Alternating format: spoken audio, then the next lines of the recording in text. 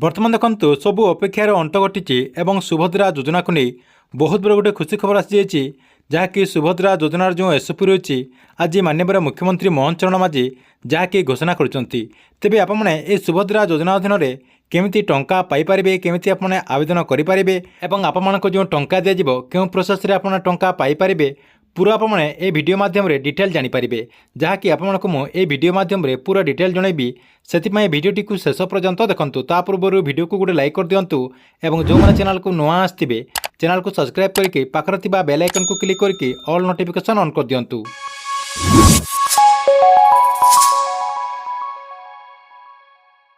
एठी आपने mobile screen देखिपे Subhadra योजना को नहीं न्यूज रे मध्य अपडेट आसी ये देखते लिखाई सुभद्रा योजना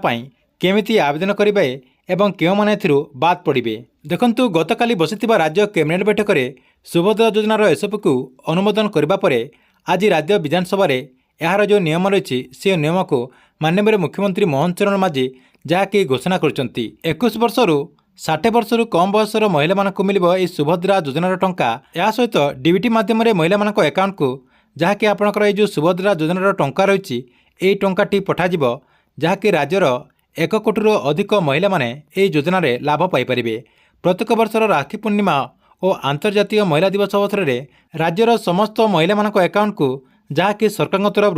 5,000 टंका लेखाएं ट्रांसफर करपरिक वर्ष को 2टा किस्ती जहाँकि 10,000 टंका ता सहित 5 वर्ष महिला मानक अकाउंट को एमती करी आपणकर 50,000 टंका लेखाएं समस्त महिला मानक राज्य सरकार ट्रांसफर करेंगे जहाँकि डीबीटी माध्यम से अकाउंट को राज्य सरकार 50,000 टंका लेखाएं 5 वर्ष मध्य ट्रांसफर करेंगे बोली तथ्य रही। यह सहित योग्य महिला माने केमिति आवेदन करेंगे देखंतु सुभद्रा योजन अंतर्भुक्त होगापाई महिला मानक अंगनवाड़ी केन्द्र किंबा ब्लॉक कार्यालय किंबा आपण पाखर जो मो सेवा केन्द्र रही सहित जनसेवा केन्द्र रही जो से जगह आपने मागणार आपणकर जो फॉर्म रही से फॉर्मटी पाइपारे सहित आपने से आवेदन करेंगे। सहित सुभद्रा योजना एक कॉल सेंटर जहाँकि सबुबले से कॉल सेंटरटी कार्यक्षम रहा। चाहिए सुभद्रा योजना को नहीं जहाँ भी आपणकर असुविधा सुविधा रही पूरा डिटेल आपने से कॉल सेंटरटी को कॉल करके जानीपारे। नेक्स्ट रही आप जो वर्ष को 10,000 टंका दिज्व ताले आपने से 10,000 टंका केमिति पाइपारे देखंतु प्रति वर्ष समस्त हिताधिकारी को राखी पूर्णिमा दिवस किंबा आपणकर जो अंतर्जातीय महिला दिवस रही 8 मार्च रे आपको 5,000 टंका लेखाएं वर्ष को जहाँकि 10,000 टंका प्रदान करा जिवो। तेबे 5 वर्ष मध्य जड़े योग्य हिताधिकारी जहाँकि 50,000 टंका पाइपर। या सहित आपणकर जो टंका दिज्व ये टंका को स्वच्छता आने जहाँकि सरकार तरफ डीबीटी माध्यम आपण अकाउंट को सीधा सलख टंका पठाजिबो बोली तथ्य रही जहाँकि आपने डीबीटी माध्यम ये टंकाटी पाइपारे। या सहित अन्यपटे डिजिटल कारबार को प्रोत्साहित करने राज्य सरकार तरफ